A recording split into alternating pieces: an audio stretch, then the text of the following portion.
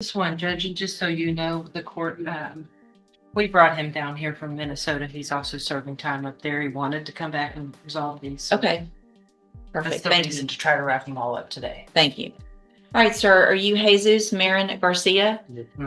And Mr. Parker, will your client waive the formal reading of the indictment? He will, Judge. Mr. Garcia, in cause number 24 DCCR 0586, you're charged with a third-degree felony offense of unlawful possession of a firearm by a felon, and that's from July 14th of 2023. How do you plead to that charge? Yes. Are you pleading guilty freely and voluntarily? Yes. And are you pleading guilty because you actually did what they charged you with? Yes. I have here on the tablet some documents that have your signature on them that the state has marked as exhibit number 1. Before you sign these, did you go over them with Mr. Parker? Speak up, please. Yes. Do you fully understand them? Yes. And do you understand, if I follow the agreement that you've made with the district attorney, that you'll be waiving or giving up any right to appeal? Yes. Do you also understand, if you're not a U.S. citizen, that a plea of guilty or no contest may result in your deportation, exclusion from admission to the country, or denial of naturalization under federal law? Yes. State tenders number 1. No objection? It's admitted. Is there any evidence that Mr. Marin Garcia is not competent? No, Your Honor.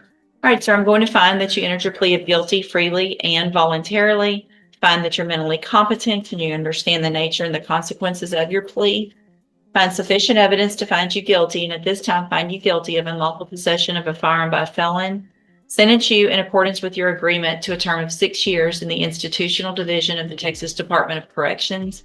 You will receive credit on that sentence for any time that you've been in custody that the law gives you the right to receive. I will sign a dismissal when it comes through in cause number 24 DCCR 0587 as part of this agreement. It will also run concurrently with any case that you're currently serving in Minnesota as well. All right. I'm handing you the trial court certification. That shows that this was an agreement that I followed, so you have waived your right to appeal. I also handed you a written admonishment regarding your ineligibility to possess a firearm or ammunition. Obviously, you know this, but I'm required by law to read it.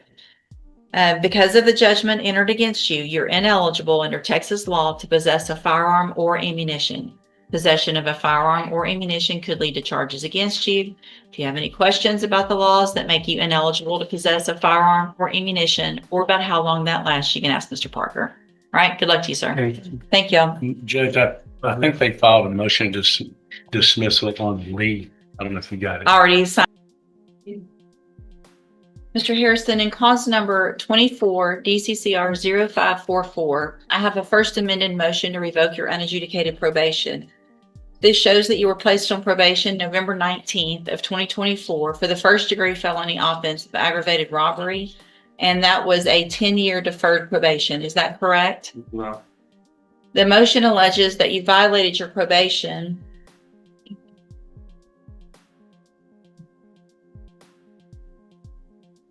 Count 1 alleges that you failed to report as directed on or about March 31st of 2026. Is that true or not true? True. Count 2 alleges that you failed to work faithfully at suitable employment and provide verification of that. Is that true or not true? True. Count 3 alleges that you provided a urine sample June 24th, August 27th, October 30th of 2025, and March 9th of 2026 that tested positive for tetrahydrocannabinol. And is that true or not true? Your Honor, I can abandon 4, 5, and 6. We can skip to 7. Count 7, let's see, state abandons 4, 5, and 6. Count 7 alleges that you committed the new offense of failure to identify a fugitive or give false information on July 13th of 2025. And is that true or not true? True. Count 8 alleges that you associated with a convicted felon and disreputable person on July 13th of 2025, and that you were stopped by the Port Arthur Police Department with Gerodrick Randall, a convicted felon, and that he fled on foot while possessing a weapon. Is that true or not true? True. Did you enter your pleas of true to counts 1, 2, 3, 7, and 8 freely and voluntarily? Yes, ma'am. And did you plead true to those counts because they're actually true? Yes, ma'am. Well, give me just a second.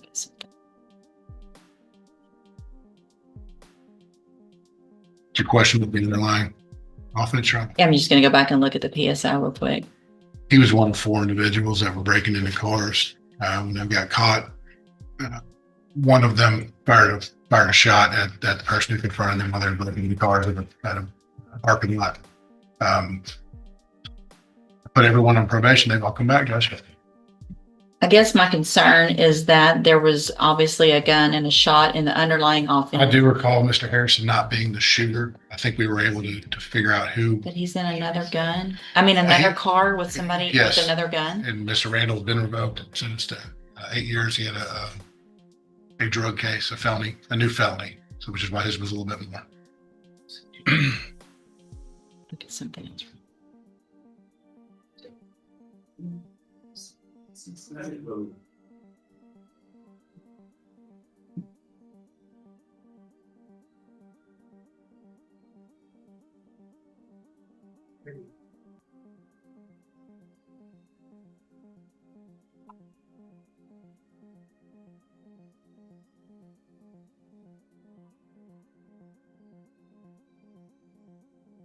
Do you happen to have the PC for that? The new,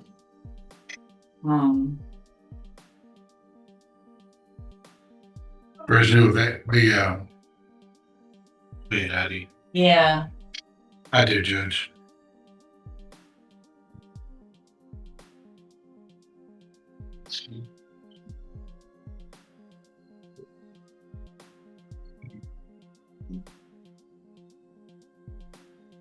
thank you.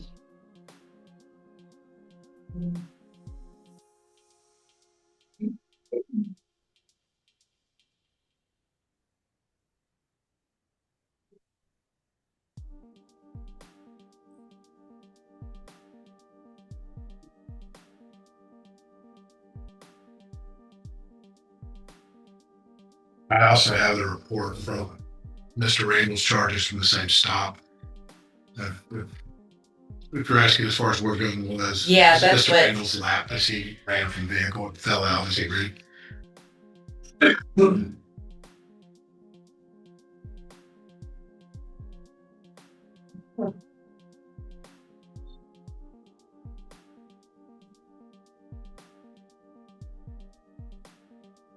Obviously, I'm just having some concern. I understand her. Yeah,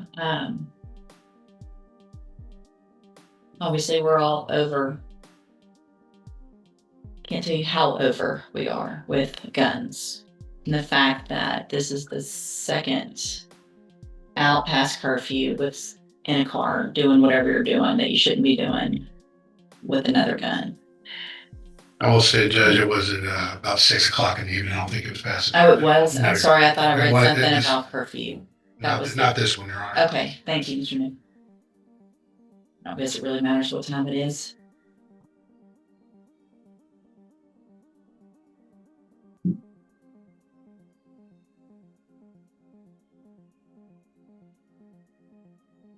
And the other 3 that have already been revoked. Mr. Randall received 8 because he was in possession of a firearm. So was he one of the original I think so, Judge. I do know that. co-defendants under the underlying case as I well? believe that's why he wasn't supposed to be hanging out with. And then That would probably there's be a- it.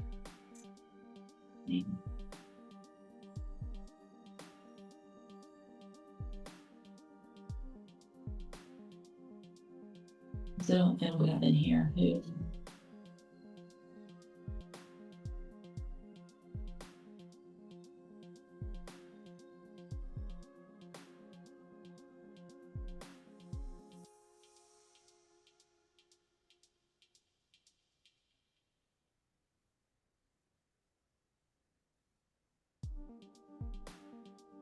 yes, Your Honor, he's one of the original. Okay. One I'm of not the gonna, defendants. yeah. 5's not, I'm not gonna accept 5. Not if you're already on probation with the same person for aggravated robbery with 3 guns in that car, another gun in this car. If he got 8, then I would consider that, but at this point, We'll discuss it. I'm over all of this gun stuff. So I'm gonna, I'll keep, I guess, the paperwork for now. if y'all come up with an agreement. Otherwise, it's a motion to revoke. I don't have to accept any agreements. It can just be up to me and we can have a hearing if we have to. But I'll just keep it for now. I can make an adjustment if you guys come up with something different. Okay. All right. Thank you. Go back. With Mr. Kenneth Harrison in 24 DCCR 0544, Mr. Harrison had already entered pleas of true to counts 1, 2, 3, 7, and 8. And you guys have visited, I guess, about my unwillingness to accept the plea agreement and if you come up with some other agreement. Yes, sir, we have. And what is that? For 8 years. And Mr. Harrison, is that your understanding and is that your agreement? No. And so with everyone's permission, can I make that modification on the agreed punishment Your Honor, you recommendation? said no. You said no? Yeah. Oh, I thought he said yes. I said yes, ma'am. He said I it. heard it wrong. Sorry about that. It's scary. That's okay. So can I make that modification on this document? Yes, ma'am. Okay. So I have here, Mr. Harrison, on the tablet, some documents that have your signature on them. I've made that change to show that the agreement is for 8 years instead of 5. Before you went over and signed these, did you go over them with Mr. Lewis? Do you fully understand all the documents you signed? Yes. And do you understand if I follow this agreement that you will be waiving or giving up any right to appeal? State tenders number 1.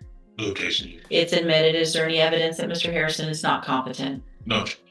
All right, sir, I'm going to find that you entered your plea of true to counts 1, 2, 3, 7, and 8 freely and voluntarily. Find those counts true. Find sufficient evidence to find you guilty, and at this time find you guilty of aggravated robbery. Sentence you in accordance with that agreement to a term of 8 years in the institutional division of the Texas Department of Corrections. I am making an affirmative finding of a deadly weapon. You will receive credit on that sentence for any time that you've been in custody that the law gives you the right to receive.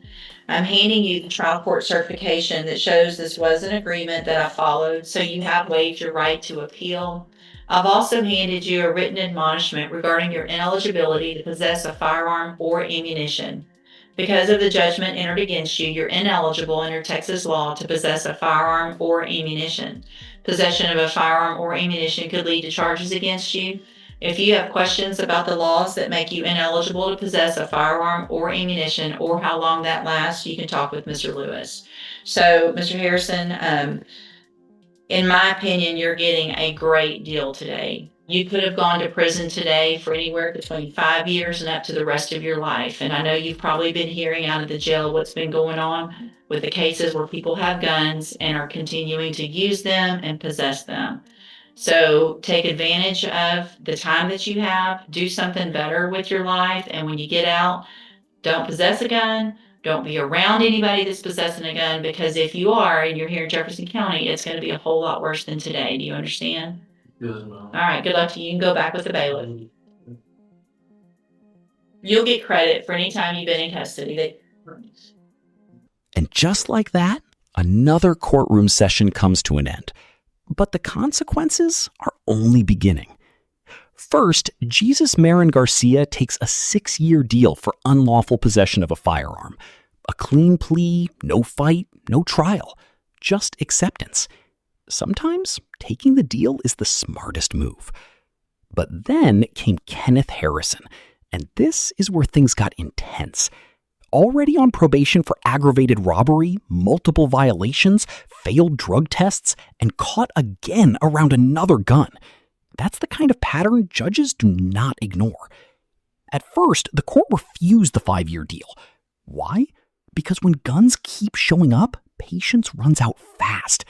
In Texas, judges have wide discretion, and one bad decision can turn probation into prison overnight. In the end, Harrison took 8 years instead of risking even more. And honestly, that may have saved him from a life sentence. That's the brutal reality of the justice system. Every lie, every violation, every bad choice adds up. So tell me, when the stakes are this high, would you gamble on trial or take the deal before it's too late?